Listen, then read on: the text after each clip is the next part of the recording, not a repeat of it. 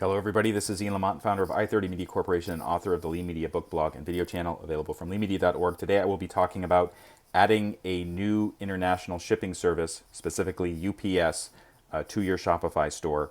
Disclaimer, you're responsible for following Shopify's terms and UPS's terms and conditions. It's also possible for you to lose money if you do things wrong. Do this at your own risk. Okay, so let's go to the Shopify store app. Actually, this is the app for my store, and this is the store tab at the bottom of the screen. So if you don't see what I'm looking at right now, just tap store and you should see something like this should pop up. And what you want to do is to go to settings, tap settings, and then tap shipping and delivery. And one thing I want to say about shipping and delivery on Shopify, it's one of the most confusing things. I think the interface needs to be improved to make it easier to use. It can be so confusing when you come to something like this and there's all these different options and you're not really clear where you should go. But when you come to this particular page, what you want to do to change your shipping rates is it'll say shipping, general shipping rates, tap manage rates.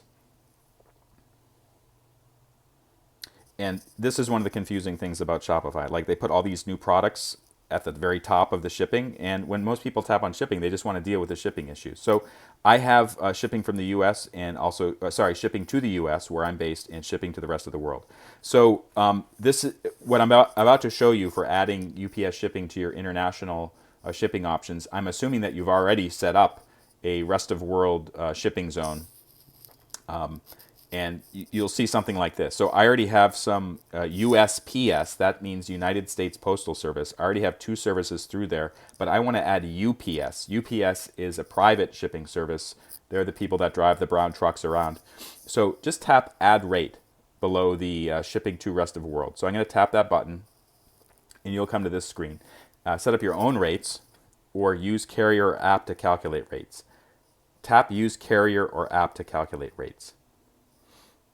And what it's going to do is it's going to show you the partnered shipping services for Shopify for the area that you live in. And where I live in the United States, there's only a few. One of them is the US Postal Service, the other one is DHL, and the third one is UPS. So tap UPS discounted rates from Shopify. And then it will present the services that are available to you. Now, one reason why I didn't set up UPS in the past is because that requires actually either going to UPS store, going to UPS Dropbox, or having UPS trucks come to your office or your warehouse or your property so you can hand them off to the UPS people.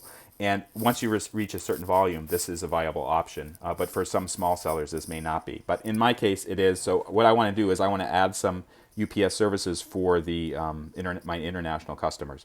So what I might do is a UPS 3-day select and also UPS Worldwide Express.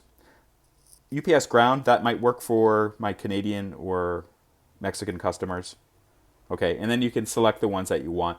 Of course, you should also, before you select anything, you should just really research what the requirements are for doing that. So I found that in particular for some of the fast services, like Worldwide Express or second day air, you have to get the package to UPS by a certain time during a weekday.